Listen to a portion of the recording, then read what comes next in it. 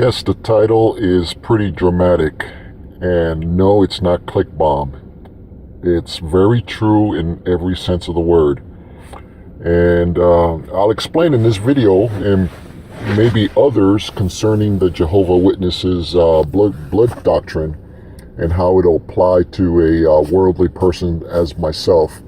And sometimes I lose myself into preaching to the choir because I sort of know their buzzwords and language, and is totally a subculture onto itself with their own sort of, culture.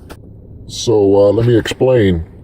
For those of you who are not of Jehovah Witnesses or romantically involved with one that is, or possibly thinking of becoming a Jehovah Witness, my channel is basically my experiences being married to a full-fledged, born-in Jehovah Witness for almost 2 decades. And the compromises that we pretty much both will have for each other's sensibilities when it comes to the religious matters. And like I said, me not being a Jehovah Witness and her being a full-fledged born-in witness. This is concerning our children. It all stems from the saying, the devil's in the detail. My channel pretty much is directed to the non-witness, the non-Jehovah Witness people out there as a warning as to what to expect if you get involved in any shape or form with the Jehovah Witness organization and the things that I have to do to kind of protect our family. And we're just going to take just this one little detail out of a myriad of many issues with the Jehovah Witness and just pick and stick to one topic, because there are so many levels of injustice and tyranny. I would say I would call it tyranny, and high control that the Jehovah Witness put onto their congregants out there. And my family is not immune to that whatsoever.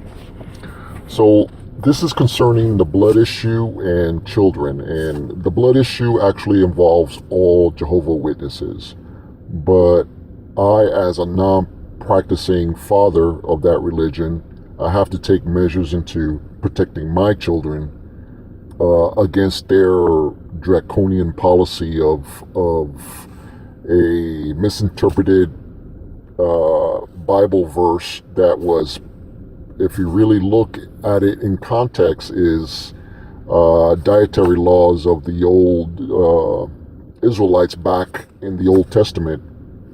I don't know about the New Testament, but either way, they'll use some passages and verses in the Bible to justify their position on accepting blood in case of emergencies such as transfusions and life-saving methods to continue on with life. So what you'll hear is a recording of when I went to the schools of my children to find out if there's any medical directives in the records as far as emergencies, to see if there's any directives that I haven't authorized or know about, because my wife, I don't think she will tell me if she did something like that in the paperwork. I didn't know for 15 years or so. Actually, I think it was more like 6 or 7 years.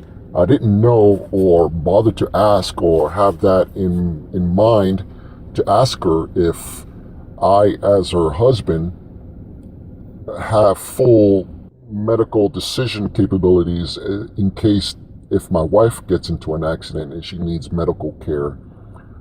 She has a medical directive in her wallet, the blood card that says no blood, with a couple of people on it with their contact information as the first point of contact in case she's in medical need of an emergency and she's knocked out and she needs medical care. I am nowhere on that particular, point of contact, her husband. Instead, she has 2 male, non-relative from her congregation, elders or ministerial servants, I don't know who these days, but that have full sort of medical decision-making capabilities as a directive, a power of attorney that pretty much supersedes my ability to make any medical decision on her behalf. And of course, my intentions are to preserve life no matter what, where theirs would be to uphold the blood policy and to adhere to that particular misquoted biblical sort of rule for them not to abstain from blood. But when it comes to our children, though, there is no such thing as the blood card. They're too young to make that sort of a decision. And we have equal sort of, consent as to what should happen to the children if they will get into an accident and they need a blood transfusion, really quick to save a life. And that is the battle that I'm picking at this moment, just to make sure that they're okay in case something happens, because you just never know. And it's just a little step that I could take to, be ease of mind and what parents think of this, to go behind the back of your spouse to go see if there's a medical directive that doesn't agree with a life-saving procedure. It's insane, but it is reality. And here you'll hear a recording of me with the school secretary, just to look at the records of my children to see if there's any directive stating as such. Okay, I don't see it listed on here, but I'll pull it right out and let you take a look. She filled out for her. Right.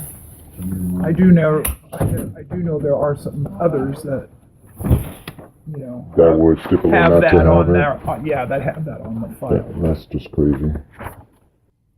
And then obviously, if you want to add anything on there, you're welcome to do so. Yeah, sure will. There you go, pen. There's red. There's black. Now, if something should happen, will I get the first call or some of these other emergency contact people? Or call order, okay. Yeah. So you can. Let's do this right here. I'll just initial it just to make sure. Okay. So yeah, we would either, we try to reach the primary parents, obviously, first, Right. before we start going down the list.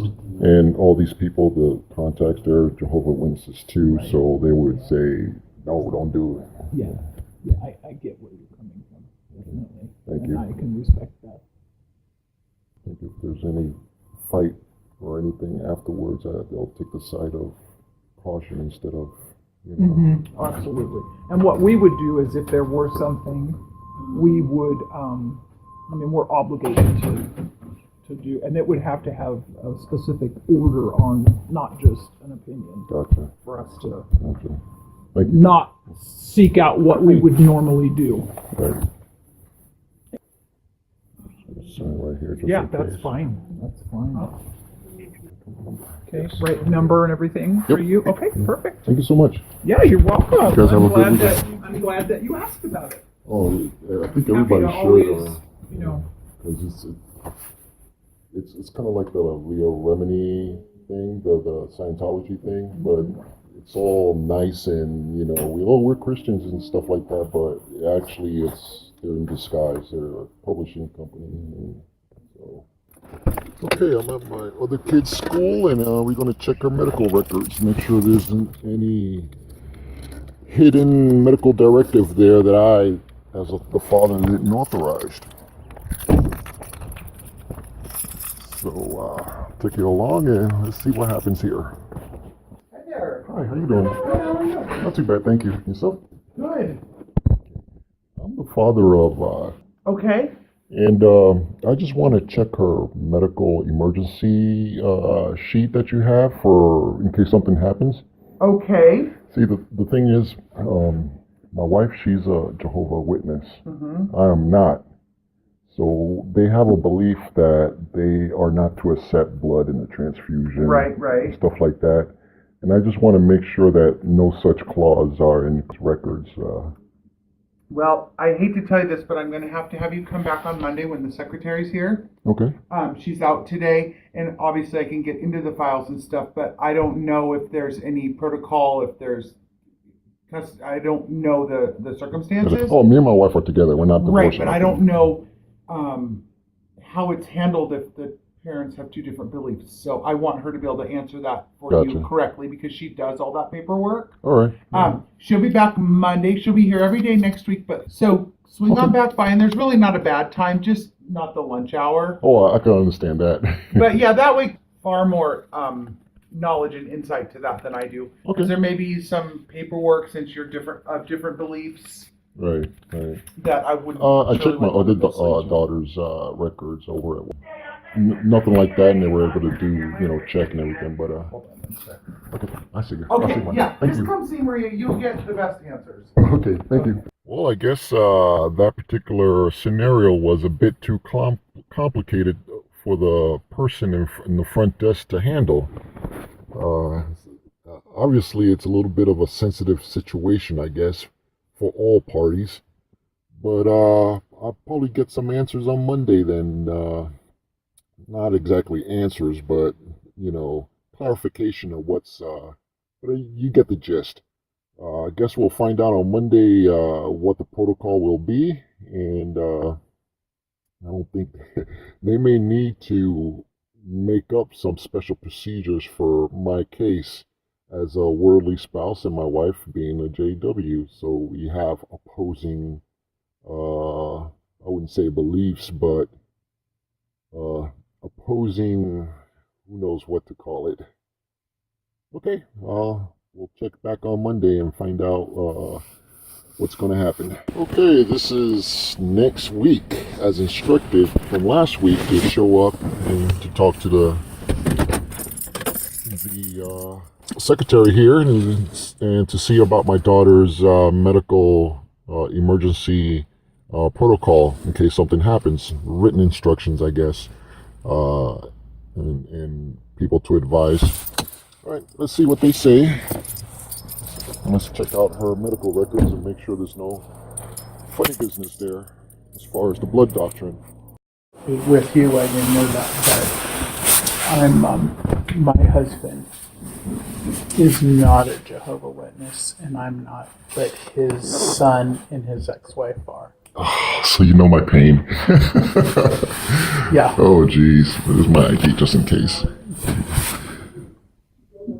So, simple things that you take for granted, you have to think about, as far as that issue right there, because, chances are it's never going to happen, but if it does, it's luckily for me, I think it takes only one parent to sort of have consent. Mm-hmm. So as long as that consent is there, then medical professionals could do whatever they need to do to save a life or whatever.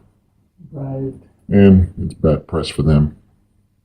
Yeah, I would think if it's a life or death, don't understand that. Well, they explain it in some funny way, so you know how that goes. Yeah, but if it's your kid, your parent or your sibling. Definitely. Okay, so she doesn't have anything. I'm looking through medical notes, medical log, history. She has her immunizations.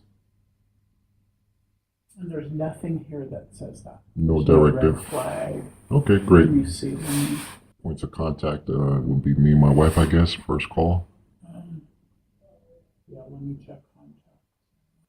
Okay, and you're on her, on her demographics, but and you guys all live together, right? Yeah, we're all together. Okay, so we have all your information here, and we have you down as a primary contact because she was at home was supposed to fill this out and she didn't. Mm-hmm. So we'll have you down. Okay, great. There. Okay, and there's no medical things saying anything about that. All right, great. So that's good. Are there other kids here that have something like that, or? Um, I have a few Jehovah's Witnesses, and that hasn't been a big thing at school that they've done because technically, if there was a blood transfusion or something, it would be at a hospital. So as parents, you would be there. Gotcha. And usually they're both in it, so they're both in lockstep as to what they want. Where me and my wife will be like, she gets whatever she needs. So Right. all right. Right. Yeah. But that's good to know because I don't. I didn't know that, like when mom and her come in sometimes, I didn't know that. So I'll make sure the teacher knows as far as, because I don't think she's, like if they've had parties and stuff, she's come out of there. Right. I think regular parties is okay. It's just the ones that are stipulated with whatever holiday. Right. So how does that go at the house? I celebrate Christmas and all that, and birthdays and stuff. So it's they're really passive aggressive as far as their stuff. So I play the same game. And Yeah, because they're still really kind of young. oh yeah, they're really young, and Yeah. every sort of things we talk about, I make sure that the kids are there to listen because they do listen, not all the time, but Yeah. stuff like that. So it's sad, but it needs to be done so they could have a different perspective than just Yeah, and that's good. That's really good So- because I had, That's why the church doesn't want They them don't- to marry outside the church or whatever. We got married on the technicality. Now that I know all this details and stuff, I'm like, oh my God, what's going on? well, that's what my husband had said. He met his wife and she wasn't practicing, and then she started practicing and she went back to it. Yeah. And then she said, well, I'm going to raise our son like that. And he didn't think anything, like you said, of it too much, until then later. It's all cloaked in Christianity, and okay, I served in the armed forces to protect the rights of stuff like that. Even as a civilian, I still believe in the Constitution and stuff like that. But if you look deep into their culture, it's anti, what do you call it, civil rights in a way, and it's crazy if the more you dig into it. Right. And they don't like, like we were going to try to go to counseling with him because we didn't want to alienate him from us because his mom's remarried also, but Right. they don't like counseling and it has No. to be their chosen thing and whatever. And we at Christmas time he came over and oh my gosh, he threw a big fit, and I told my husband, I'm not gonna not decorate. I go, I decorate for every holiday and I appreciate every holiday. Yeah, that's it. You just play their game. It's like, hey, this is my tradition, whether you like this it or is not. my house. If you don't like it, then don't come by. That's it. That's and, it. Go see dad, out somewhere. Right, right. Yeah. It's like me and my wife, we have a good relationship, but when it comes to that, it's like, water and oil, So, Yeah. but it's what I got to do. It's Yeah. unfortunate, but Yeah, but like you said, you got to do. Well, thanks for checking. Oh, thank you for understanding, and I'm glad you kind of know about it. Unfortunately, Have a good day. you do. Oh, that was really interesting. So, what are the chances of going into your kid's school secretary and explaining your situation, and she fully understands where I'm coming from? Because, like she said, I don't know if you all caught that or not, but her husband's ex-wife is a JW. They met, I guess, when she wasn't. I don't know she didn't go into details, but the ex-wife went back into the religion, had her son sort of be raised up into it, and she knows the particulars of that situation, of what I'm going through and what I'm doing. So that was really interesting. The school teachers here fully understand, and they're pretty much on my side as far as wanting to know the medical directive status of my kid's point of contact in case of emergencies. And it's something to really think about. It's something that you will definitely overlook as regular, people, but with the JW element mixed into it, that little detail could be, life-threatening, literally. And yeah, interesting conversations for sure. And of course, with this conversation I just had with this lady, I could see through the window that she's kind of like talking to her coworkers there through the window, and very nice. And I'm sure tonight she will go back to her husband and explain probably her day with me as far as a story to relate to her husband about a father coming in to see the status of the directive medical condition. And funny enough, there's a thing called collateral damage, and in context, it's usually used in the form of when one army bombs another army's position. There might be some innocent lives that would be taken away, or killed because they're just too close to the proximity of the enemy. So a family could get blown up in a building next to headquarters of the opposing army, something to that effect. Well, in this case, I'm calling this collateral repair, meaning here I am at the school secretary's office and explaining my situation and what I'm there for, and the school aides and secretaries there are listening, and they know what's going on. They know a little bit about it. I mean, the blood issue with the Jehovah Witnesses is a stereotype, but this is when that particular scenario hits home with innocence of the children that are in that particular sect. And it's pretty good, interesting conversation there. And you could just say that I unwitnessed without even trying.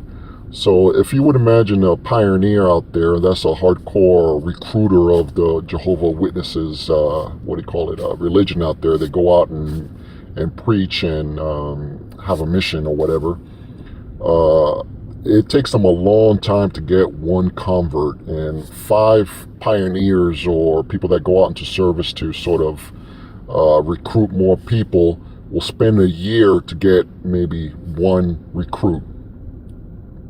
Well, whereas just in my conversations alone with these different schools, I managed to possibly avert or warn at least 4 people to the dangers of the Jehovah Witness religion when it comes to children and their blood policy. I unwitnessed and undid maybe a year or 2 worth of the local work here of the local congregation's pioneer efforts, and managed to possibly avert maybe 4 potential converts.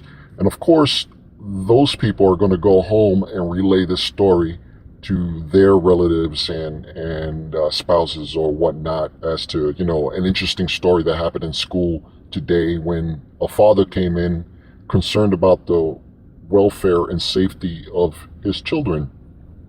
So I thought that was pretty powerful, and that particular scenario actually happened in another scenario that I've told a sort of a co-worker about, and I'll get to that in a different video because that deserves a video by itself. But